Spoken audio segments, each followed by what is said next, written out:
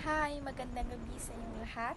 Ako si Angel Pavilion at ngayon tatalakayin natin ang globalisasyong teknolohikal at kung paano nakakaapekto ang globalisasyong teknolohikal sa globalisasyon. Ang globalisasyong teknolohikal ay tumutukoy sa mabilisang pagkalat at paggamit ng mga makabagong teknolohiya sa buong mundo na nagdudulot ng mas mabilis na komunikasyon, transportasyon at produksyon. Halimbawa sa globalisasyong teknolohikal. Una, internet at social media.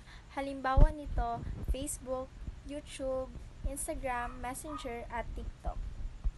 Pangalawa, smartphones at gadgets. Halimbawa nito, iPhone at Androids. Pangatlo, artificial intelligence or AI.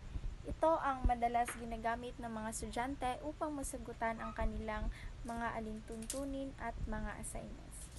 Panghuli, online platforms, halimbawa nito, Google, Shopee, at Lazada. Paano nakakaapekto ang globalisasyong teknolohikal sa globalisasyon?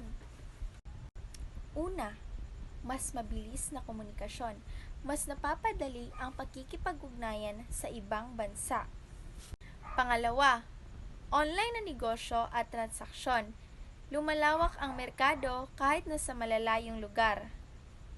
Panghuli, pagpapalitan ng kaalaman na ipapasa ang impormasyon, edukasyon at ideya sa iba't ibang panig ng mundo. Dapat nating tandaan, pinapadali ng globalisasyong teknolohikal ang buhay ng tao, pinapalawak ang kaalaman at oportunidad, at pinag-uugnay ang mundo. Sa maikling salita, ang globalisasyong teknolohikal ay isang mabilisang proseso ng pagkalat at paggamit ng mga makabagong teknolohiya sa buong mundo.